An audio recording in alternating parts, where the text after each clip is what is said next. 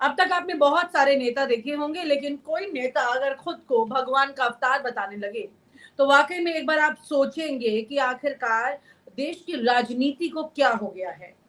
और ये सच है, कोई यूं ही कोई नेता नहीं बल्कि देश के प्रधानमंत्री ये बात कह रहे हैं। देश के प्रधानमंत्री अगर ऐसी कोई बात कहते हैं तो जाहिर सी बात है कि एक बार तो कुछ बेचारे आम मासूम लोग ये सोचने भी लगेंगे कि ये अवतार ही तो नहीं है। लेकिन ये अवतार की परिभाषा यहाँ पर क्यों सटीक नहीं बैठती है और इससे किसका फायदा हो सकता है, इस पूरी सिचुएशन को आपको देखने और समझने की जरूरत है। आखिरकार मोदी जी अवतार कब बने? मोदी जी 2047 तक, माफ कीजिएगा कट लेना, मोदी जी 2047 तक जिंदा रहेंगे, इस बात की भविष्यवाणी उन्होंने खुद कर दी है। और भी बहुत सारी बातें पिछले दिनों इंटरव्यूज में उन्होंने कही हैं। आजकल वो लोगों को बुला बुला कर इंटरव्यूज दे रहे हैं और इंटरव्यू में वही बात कह रहे हैं जो लोगों तक वो पहुंचाना चाहते हैं। पहले राम मंदिर की आस्था जोड़ने की कोशिश की, अभी वो पूरी तरह से कामयाब होती नहीं दिखाई दी, तो उन्होंने आस्था को अपने ही साथ जोड़ लिया है। वाकई में क्या ऐसा हो सकता है? लेकिन इस देश में तो हो रहा है। आइए बात करते हैं मैनेजिंग एडिटर 4 टीवी वाहिद नसीम जी से और उन्हीं से पूछेंगे कि किस तरह से वो ये समझते हैं कि कुल मिलाकर ये जो पूरी कहानी दिखाई दे रही है आज की तारीख में, मोदी जी अवतार हैं। इससे पहले मनमोहन सिंह, डॉक्टर मनमोहन सिंह देश के पूर्व प्रधानमंत्री, उन्होंने नहीं कहा कि मैं भी अवतार हूँ। वो भी प्रधानमंत्री बने, एक बार बने फिर दो बार बने, इस तरह की स्थितियां रही। इससे पहले नरसिम्हा राव जिन्होंने इस देश को बहुत भयंकर रिसेशन के मोड से बाहर निकाला, वो देश जो कि कर्जे में डूब रहा था उसे एक अच्छी आर्थिक स्थिति में लाके खड़ा कर दिया, जो वाकई में अवतार से कम नहीं हो सकता सर। उन्होंने नहीं कहा मैं अवतार हूँ, उन्होंने नहीं कहा। इस देश के वो प्रधानमंत्री जो कि अपनी जान जोखिम में डाल देते हैं, उनके परिवार नहीं कहते उन्होंने देश के लिए जान दे दी, वो अवतार थे। लेकिन मोदी जी कहते मैं अवतार हूँ। मोदी जी में कुछ तो खास बात है, ये मानना तो पड़ेगा सर। मानते हैं आपकी? नहीं नहीं नहीं, बिल्कुल मैं मानता हूँ, खास बात है। और ऐसी खास बात अक्सर दुनिया में बहुत से लोगों को पाई जाती है। इस खास बात के बारे में मैं अपने मुंह से कहने के बजाय जो आपको एक रिटिन ऑडियो में आपको जरूर सुनवाना चाहूंगा कि इस तरह की खास बात किन लोगों में पाई जाती है। तो विनीता जी देखिए, वैसे तो एक बीमारी होती है जिसे कहते हैं बायपोलर डिसऑर्डर। तो बायपोलर डिसऑर्डर जिस इंसान को होता है, तो एक फिल्म आई थी हिंदुस्तान में जिसमें गोविंदा एक किरदार अदा करता है, और राजा बाबू है या शायद वही कुछ है। तो उसमें वो किरदार जब अदा करता है तो वो किरदार उसका होता है, कभी वो वकील बना होता है, कभी डॉक्टर बना होता है, कभी कुछ बना होता है, तो उसका किरदार जो है बदलता रहता है। तो ऐसा अक्सर जो है डॉक्टर सलाह देते हैं, मतलब मैं किसी पर्टिकुलर आदमी को नहीं कह रहा हूँ, मगर एक बीमारी है उसके बारे में पहले जान लें, फिर हम मेरे ख्याल से बात करना चाहेंगे कि किन परिस्थितियों में इंसान जो है वो इस तरह की बहकी बहकी बातें करने लगता है। वो ज़रूर देखिए, देश की जनता अवतार क्या होता है, क्या नहीं होता है, वो जानती है। मगर एक चीज़ विनीता जी यहाँ बहुत संजीदा भी है। उस बात को मैं आगे बताऊँगा। मैं पहले चाहूँगा कि आपको मैं सुनाता हूँ कुछ, कि किस तरह की बीमारियों में क्या-क्या लक्षण आपको नज़र आने लगते हैं। वो आप सुनें ज़रा पहले। जी, कई बीमारियाँ हैं जिनमें इंसान का दिमाग उसकी सोच की छवि बनाने लगता है। कुछ मुख्य बीमारियां हैं। एक, मतिभ्रम। मतिभ्रम एक ऐसी स्थिति है जिसमें व्यक्ति को ऐसी चीजें दिखाई, सुनाई या महसूस होती हैं जो वास्तव में मौजूद नहीं होती हैं। मतिभ्रम विभिन्न प्रकार के हो सकते हैं, जिनमें दृश्य, श्रवण, स्पर्श, गंध और स्वाद मतिभ्रम शामिल है। मतिभ्रम कई कारणों से हो सकते हैं, जिनमें मानसिक बीमारी, दवाओं का दुष्प्रभाव, शराब या नशीली दवाओं का सेवन, मस्तिष्क की चोट और नींद की कमी शामिल है। 2. सिजोफ्रेनिया। सिजोफ्रेनिया एक गंभीर मानसिक बीमारी है जो व्यक्ति की सोच, भावनाओं और व्यवहार को प्रभावित करती है। सिजोफ्रेनिया वाले लोग अक्सर मतिभ्रम और भ्रम का अनुभव करते हैं। वे अपनी सोच और व्यवहार को नियंत्रित करने में भी कठिनाई महसूस कर सकते हैं। 3. पार्किंसंस रोग। पार्किंसंस रोग एक मस्तिष्क विकार है जो गति और समन्वय को प्रभावित करता है। विनीता जी, सर मैं मैंने ऐसी तो यहाँ कोई सर मैंने तो आपसे पूछा था यहाँ की वो अवतार है, आपने कह दिया वो बीमार है। नहीं, मैंने तो नहीं कहा। मैं तो आपको एक एडवाइस, जो बिल्कुल मेडिकल एडवाइस है वो सुनवा रहा हूँ आपको। कि किन-किन परिस्थितियों में इंसान को मध्यभ्रम होने लगता है और वो क्या होता है। देखिए, बात आप समझिएगा, इसमें मज़ाक उड़ाने वाली कोई बात नहीं है, मैं काफ़ी संजीदा हूँ इस मामले में। कभी-कभी क्या होता है जब आदमी ज़्यादा सोचने लगता है और वो सिर्फ़ सोचता चला जाता है, तो उसको लगने लगता है कि मैं यही हूँ, मैं उड़ रहा हूँ या मैं मतलब ज़मीन आप कह पे रहे हैं कि नहीं दिमाग का हूँ। ज़्यादा इस्तेमाल हो गया है। वो दिमाग का जब आदमी को देखिए, वर्कलोड बहुत ज़्यादा है। आप देख रहे होंगे कि चुनाव में पूरा सिर्फ़ मोदी जी को काम करना पड़ रहा है, बाकी कोई नज़र नहीं आ रहा है। योगी जी स्टार प्रचारक होते थे, वो कहीं नज़र नहीं आ रहे हैं और बहुत सारे होते हैं। एक आदमी से अगर आप इतना दबाव लेंगे तो उसपे आपको तरस भी खाना चाहिए कि पूरे देश में सिर्फ़ एक ही आदमी को प्रचार करना पड़े और दूसरे आदमी को सिर्फ़ जो है, वो जो कह रहे हैं उसे मैनेज करना पड़े। तो 2 लोग जो है अगर मिलके इतनी मेहनत करेंगी तो देश को कुछ तो तरस खाना चाहिए। क्योंकि ऐसी परिस्थितियाँ जो है वो मतलब मेडिकल एडवाइस तक पहुँचा देती है इंसान को। माफ़ करना, मैंने एक बात आपके प्रोग्राम में एक बात कही थी कि कुछ एजेंसियाँ दुनिया में हैं जो किस चुनावी और पॉलिटिकल ब्रांडिंग को जो है वो हैंडल करती है। वो लोग मुझे समाज में एजेंसी से शोध हमारे देश में करती हैं। मोदी जी को अवतार थोड़ी ना बना देंगी। देखिए, वो अवतार भी बना सकते हैं, कुछ भी बना सकते हैं, मगर जो जिस तरीके से मोदी जी बन रहे हैं या फिर एक संबित पात्रा भी इसमें शामिल हुए हैं, तो मेरा कहने का इस तरह पब्लिक नहीं लेकिन मानेगी फिर इसको इसको संबित पात्रा तो पश्चाताप करने वाले हैं। संबित पात्रा तो वो व्रत करके पश्चाताप करेंगे। वो व्रत भी कर रहे हैं, पश्चाताप में उन्होंने पश्चाताप में उन्होंने बड़ी अजीब-सी स्थिति पैदा कर दी है। उसमें सर, मैं एक भगवान सवाल और जगन्नाथ। पूछना चाह रही थी, माफ कीजिएगा मैं आपको इंटरप्ट कर रही हूँ। एक तरफ मोदी जी कह रहे हैं कि मैं अवतार हूँ, मैं 2047 तक जिंदा रहूंगा। दूसरी तरफ वो कह देते हैं कि 4 जून के बाद कांग्रेस पार्टी जो है वो मुजरा करेगी। देखिए, मैं आ रहा हूँ संजीदा मैटर पे। मैं सिर्फ़ जो है मज़ाक उड़ाने के लिए बात नहीं कही है, मैं सिचुएशन को डिफाइन करने की कोशिश कर रहा हूँ। मगर उससे पहले मेरे ख्याल से ऑडियंस को ये पता लगना भी पता जानते भी हैं बहुत से लोग, मैं उन्हें याद दिला रहा हूँ खाली कि क्या-क्या हो सकता है। वो जो एजेंसियाँ होती हैं वो क्या करती हैं? वो एजेंसियाँ ये करती हैं कि आपके समाज में सुशोध करती हैं। आपने सुना होगा कभी कि काला बंदर आ गया गाज़ियाबाद में, तो पूरे दिल्ली से गाज़ियाबाद तक एक काला बंदर कहीं था ही नहीं, मगर सबको काला बंदर दिखाई देने लगता है।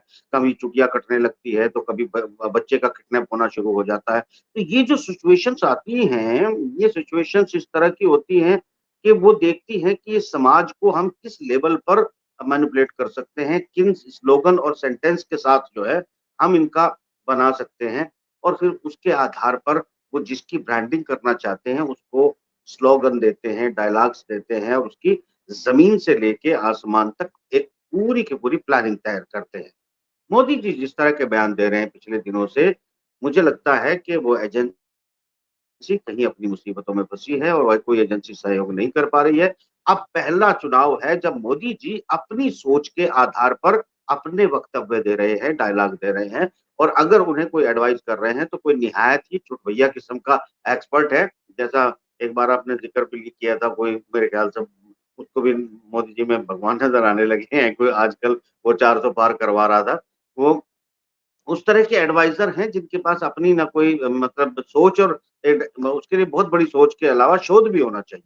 तो यहाँ जिस तरह का सेंटेंस मोदी जी बोल रहे हैं, वो ये भूल गए हैं कि अगर आप ये कहते हैं, दावा करते हैं कि आप भगवान हैं और आप ये भी दावा कर रहे हैं कि आपको 47 तक ज़िंदा रहना है या नहीं रहना है, तो माफ़ कीजिएगा, अगर आप अवतार हैं, आप भगवान हैं, आप बड़े अवतार हैं, तो आपको क्या ज़रूरत पड़ी है जनता के सामने जाने की? क्या ज़रूरत पड़ी आपको जो है मतलब किसी तरह की भीख माँगने की या फिर आपसे खुशामद करने की जनता की? तो ये सारी चीज़ें अगर आपको पड़ रही है आज की तारीख में कि सर, मैं आप एक सवाल रो-रो पूछना कर चाहती हूँ कि जहाँ पर आपको देश में किए गए कामों का ब्यौरा लेकर ज़मीन पर उतरकर वोट माँगना होता है, जनता को कन्विंस करना होता है, वहाँ पर आप खुद को चमत्कारिक व्यक्ति बोलकर कन्विंस कर रहे हैं, तो इस देश की सोच कहाँ जा रही है और किस तरह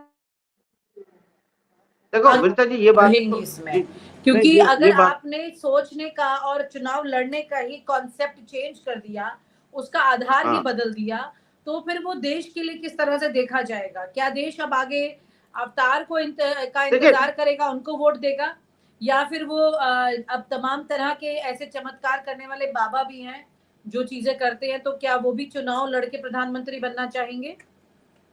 नहीं, काला जादू अगर होना है देखिए वो जो कालो जादू की आप बात कर रहे हैं, काला जादू तो हमने कल ज़िक्र किया था काले जादू का, शायद पता नहीं वो एपिसोड ज़्यादा दिखाई नहीं दे रहा है कहाँ है। तो काले जादू की जहाँ तक बात है, वो एक आदमी आ सकता है जिसमें दूसरा आदमी उसको सहयोग कर सकता है। मगर एक चीज़ मैं आपको कहना चाहता हूँ, मोदी जी शायद ये भूल गए हैं या फिर उनको दिमाग पर प्रेशर इतना ज़्यादा आ चुका है कि वो ये नहीं समझ पा रहे हैं कि सिर्फ़ भगवान राम के नाम पर जब उनका काम नहीं चला, तो एक स्लोगन बनाया गया कि हम उनको लाएँगे जो राम को लाए हैं, हम उनको लाएँगे जो भगवान को लाए हैं और आप श्री रामचंद्र जी की जो है उँगली पकड़ाकर अपनी उनको मंदिर में ले जाते हुए छवियाँ बनाते हैं। मतलब आप भगवान राम बिल्कुल आप छोटे से दिखाते हैं और आप अपने आप को बहुत बड़े मतलब भव्य रूप में अपने आप को प्रस्तुत करते हैं। अब वो फ़ोटो जो है आपके दिमाग पर शायद छप गए हैं। ये जो मैंने अभी ऑडियो सुनवाई थी शायद इसका बहुत बड़ा असर हो चुका है। आप भगवान राम जिसको हज़ारों हजार साल से दुनिया मानती आई है, भारत का के लोगों की नस-नस में भगवान राम बसे हैं। अगर भगवान राम के नाम पे मोदी जी को वोट देने का खतरा लगने लगा है कि हम चुनाव हार रहे हैं, तो ऐसे में खुद को अ, अवतार साबित कर देना कितना कारगर होगा, ये मोदी जी को शायद सोचना चाहिए था या उन एडवाइज़र्स को सोचना चाहिए था कि ये कितना बड़ा बैकफ़ायर करेगा कि आप अ, इतना लाचार, इतना मजबूर, इतना कमज़ोर जो है कैसे दिखा सकते हैं किसी भी ईश्वरीय सर, ये अवतार अपने आप को। में एक बड़ी चीज़ इंगित नहीं कर रहा है कि आप देश की जनता को अनपढ़ समझते हैं, इस तरह की बात सामने कर रहे हैं और वो मान लें कि नहीं, अनपढ़ समझते तो पहले से ही हैं, ये साबित करने पे लगे हैं। माफ़ करना, वो अनपढ़ समझते हैं मगर उन्हें अनपढ़ करने के लिए जो 20,000 करोड़ या 10,000 करोड़ माफ़ करिएगा मैं बिटवीन द लाइन पढ़ लीजिएगा आप भी और पब्लिक भी कि कुछ पैकेजेज़ होते हैं, उनके पास शोध और रिसर्च के अलावा समाज के अंदर एनजीओ और इन्फ्लुएंसर्स जो है बहुत ज़्यादा होते हैं, वो दुनिया की सोच को मैनिपुलेट कर सकते हैं, इस बात ठीक की वो सर। कीमत लेते हैं। आप सिर्फ़ स्लोगन उसमें काम नहीं करता। स्लोगन के तरीके होते हैं, पहले उसका बिल्डअप करते हैं। मैं इसमें बहुत लंबी बातें कर सकता हूँ क्योंकि मैं उस कार्यशैली को जानता हूँ और उन एजेंसियों की उनको भी और उनकी अम्माओं को दोनों को जानता हूँ। तो मैं आप कर रहा ये जो स्लोगन ये बोल रहे हैं किसी एजेंसी की एडवाइस नहीं है और जो एडवाइज़र हैं, उन्हें तो अभी स्कूल की नर्सरी में जो है कम से कम एडमिशन दिलाना चाहिए। बात ये बैकफ़ायर निश्चित रूप से बैकफ़ायर करेगा। भई आप भगवान के अवतार को दर-दर पे भीख माँगते हुए दिखाएँगे, वो भी रोते हुए कि मेरी मदद करो। अगर भारत के अवतार और भगवानों की इतनी बेइज़्ज़ती आप करोगे तो क्या ये देश बर्दाश्त करेगा? क्या इस देश की जनता बर्दाश्त करेगी? क्या अपने मतलब ईश्वर को वो मज़ाक का पात्र बनने देगी? तो ये तो बैकफ़ायर जो है मुझे लगता है कि ऐसा ना हो कि लोगों को बहुत ज़्यादा गुस्सा आ जाए और फिर वो जो एडवाइस दी है कि वो नहीं, ठीक है किसी सर, डॉक्टर से भी अवतार अच्छी सलाह लेनी अवतार अवतार के बेनिफिट्स भी हैं सर, ऐसी क्या बात है। अवतार के बेनिफिट्स भी लिए जा सकते हैं। देश में बहुत सारी परेशानियाँ हैं, हो सकता है कि वो हल हो जाएँ और सबसे बड़ी चुनौती तो इस ग्लोबल वार्मिंग की है। अवतार तो ग्लोबल से बड़े वाइडर मोड में होते हैं, शायद वो इसमें कोई मदद कर सकें। विनीता जी, हमने अभी तक ये सुना और पढ़ा है कि जब अवतार पृथ्वी पर आते हैं, तो वो जी। किसी मुश्किल का हरण करने आते हैं। आप हुँ। वो मुश्किल मदद करने आते हैं, कभी सुदर्शन चक्र चलाते हैं, तो कभी जो है बाण चलाते हैं, तो कभी कुछ ऐसी चीज़ चलाते हैं, जब धरती पर जो है पाप बढ़ रहा होता है, तो वो उसको हरण करने आते हैं। पापियों के सामने रोने और गिड़गिड़ाने नहीं आते हैं। क्या कोई भी अवतार ये शिक्षा देना चाहेगा अपने जो है अनुयायियों को कि भई अगर आप दबाव महसूस करें, तो आप दुनिया के सामने हाथ जोड़ के खड़े हो जाएँ, भेष बदलने, कभी आप कहने मतलब जो है कभी कुछ कहें और अगले ही पल कुछ और कहने लगें, यानी आपकी ज़बान की कोई रिलायबिलिटी ना हो जाए ना रहे। ये कौन-सा किस एक एक बताइए कि आप फला तरह का एक आदर्श पेश करना चाहते हैं, आप इसलिए अपने आप को भगवान का अवतार कह रहे हैं, नहीं तो भगवान को आपने चुनाव में अच्छे से इस्तेमाल करके और स्वयं भगवान बन बैठे हैं। वो एक थानोस एक कैरेक्टर है, वो बिल्कुल एक बड़ा बच्चे उसको बड़ा शौक से देखते हैं। वो थानोस सर, कहता है लेकिन मोदी जी की कभी-कभी पॉपुलैरिटी कभी-कभी इतनी अपन को ज़्यादा है, लगता है अपन भी अवतार से भगवान है। कम थोड़ी है। सर, मोदी जी की हैं जी? पॉपुलैरिटी इतनी ज़्यादा है, वो अवतार से कम थोड़ी, अगर वो ऐसा सोच भी रहे हैं, तो ये हौसला किसने दिया उनको इतना? ये हौसला देखिए एक बात, मैं देश की जनता का मज़ाक नहीं उड़ाना चाहूँगा। मैं पिछले 10-15 सालों से बड़ी मेहनत कर रहा हूँ अपने देशवासियों के लिए कि मैं कम से कम उन्हें उस स्तर पर दिमागी तौर पर लेके आऊँ, जहाँ इंटरनेशनल लोग सोचते हैं या जो हकायक है, जो सच है। पर हमारा देश इतना मतलब इसमें इसमें एक तो होता है, माफ़ करना, एक डायलॉग बोल रहा हूँ वो सुनिएगा। एक होता है किताबों का भगवान, मतलब कुरान, रामायण, गीता, पुराण, ये एक होता है किताबों का भगवान और एक होता है बाबों का भगवान। तो जो बाबों का भगवान है वो कुछ भी हो सकता है, जो किताबों का भगवान है उसके लिए एक सिद्धांत होता है, जो है एक ऑर्डर होता है।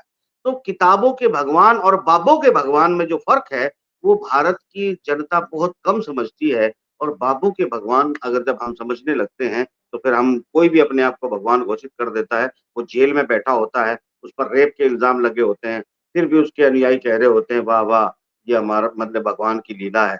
भगवान जो है रेप की जी लीला सर, भी दिखा रहे हैं और ठीक है सर। भगवान जेल में भी जा रहे हैं। ये देश की बिल्कुल जनता, सर, माफ़ करना, इतनी ज़्यादा भोली है। जब इस देश में किसी बाबा के नहाने के पानी को लोग प्रसाद समझकर पी सकते हैं, बिल अब जब इस देश अफ़सोस की में बात ये है। लोग बलात्कारी को बाबा समझकर अपनी बेटी सौंप सकते हैं, तो मैं इस बात को इस मुद्दे से कंपेयर नहीं कर रही हूँ, बट कोई भी एक बड़ा मैं नेता खुद को अवतार समझे तो इसमें मुझे लगता है कि उस व्यक्ति की गलती मे नहीं है, मेरे ख शायद जनता उस चीज़ मे को वेलकम करती है। मेरे ख्याल से अब जो है मोदी जी इतनी हिम्मत हार चुके हैं कि कहाँ वो बुद्धिजीविता की बात करते थे, कहाँ विश्व गुरु होने की बात करते थे, कहाँ मतलब एक एडवांस और डेवलप्ड कंट्री की बात करते थे, क्यूटो की बात करते थे, बुलेट ट्रेन की बात करते थे, स्मार्ट सिटी की बात करते थे, सब मतलब एक अजीब टेक्नोलॉजी की बात करते थे। एक शेर बनाते हैं जो सिर्फ मशीनों का दिखाई देता है कि अब हमारे जानवर भी जो है मशीन बन चुके होंगे, और अचानक जी सर। खुद भगवान बन जाते हैं। और वो अंधविश्वास को लोगों में फैलाने की कोशिश करते हैं। वो इसलिए करते हैं क्योंकि वो जानते हैं कि इस देश में ऐसी बहुत बड़ी तादाद है जो कम से कम चमत्कार को मरीचिका के हालात में आकर जो है ढूँढने लगते हैं। और ऐसी स्थिति में वो बड़ी तादाद इसलिए भी है, वो दिखाई देती है बड़ी, हालाँकि इतनी बड़ी नहीं है। मगर जब एक मदारी जो है वो सड़क के किनारे डुगडुगी बजाता है, वो कुछ जादू दिखाने की कोशिश करता है, तो ये वो देश है कि दुनिया के देशों में जब इलेक्शन होते हैं तो वहाँ के राष्ट्रपति का चुनाव लड़ने वाला व्यक्ति जितनी भीड़ जमा नहीं कर सकता, भारत वो देश है, एक मदारी डुगडुगी बजाकर उससे ज़्यादा भीड़ जमा कर देता है। और जब ये भीड़ उन ऐसे लोगों को नज़र आती है, जो औसत बुद्धि के लोग होते हैं या औसत बुद्धि से भी नीचे होते हैं, तो उनको लोग जो क्योंकि बिल्कुल बिना बुद्धि वाले लोग होते हैं, वो उनको इतने ऊपर उठा के ले जाते हैं कि वो उनको लगने लगता है, थानोस बन जाते हैं कि कभी-कभी उनको लगता है अपन ही भगवान है। तो ऐसी स्थिति पैदा जो है करने की ज़िम्मेदार हमारी देश की जनता ही है, जो अंधविश्वास में ज़्यादा बिलीव करती है, जिसको तर्कशीलता की जी सोचने सर। की दिक्कत होती है। अगर आप देखेंगे विनीता जी, तो बहुत सारे टेलीविज़नों पर बहुत सारे प्रवक्ता ऐसे आते हैं, वो ऐसी बात जी। कह के चले जाते हैं, अगर दुनिया में कहीं कहें तो शायद मेरे ख्याल से उनको दुनिया का सबसे बड़ा कॉमेडियन घोषित कर दिया जाए या बेवकूफ़ साबित घोषित करके उनको जेल में डाल दिया जाए या पागलखाने में डाल जी। दिया जाए। मगर ये जी देश सर, उस अब पर ताली ये बजाता है। फैसला तो चुनाव में होगा सर, कि वाक़ई में देश की जनता जो है, वो देश के लिए एक विकास करने वाला प्रधानमंत्री चाहती है या फिर दर्शन करने के लिए अवतार चाहती है। ये तभी फैसला होगा। बहुत-बहुत शुक्रिया मैं सर, भी थैंक यू सो मच। एक छोटी-सी बात भगवान जी से मैं भी एक रिक्वेस्ट कर लेता हूँ। आपको तो बस छूमंतरी तो करना है भगवान जी। वो जो आपने वादा किया था 10 में आके हमें सपने दिखाए थे कि हमारे शहरों में कारें उड़ा करेंगी, स्मार्ट सिटी होंगे, सबके पास सारी स्वर्ग बन जाएगा भारत। आप मेट्रो ट्रेन बॉम्बे से दिल्ली हम डेढ़ ही घंटे में पहुँच जाएँगे। उनमें से कोई एक चमत्कार तो बाबा जी दिखा देते, भगवान जी, अवतार जी। कोई एक काम पूरा करके दिखा देते। हर जगह फेलियर होने के बाद क्या इस देश के अवतारों को भी आप फेलियर करना चाहते हैं? कम से कम उन्हें जी, तो बख्श दो। बस इतनी सी जी, रिक्वेस्ट। शुक्रिया sir, thank you so much. Sir, इतनी सारी जानकारियाँ देने के लिए आपका बहुत-बहुत धन्यवाद। हमारे दर्शकों को काफ़ी कुछ मालूम पड़ा होगा आपकी इन सब जानकारियों से। आपका बहुत-बहुत धन्यवाद सर। नमस्कार। और आप हमसे जुड़े रहने के लिए सब्सक्राइब करें YouTube पर, फॉलो करें Twitter पर और लाइक करें Facebook पर। और ज्यादा जानकारी के लिए आपको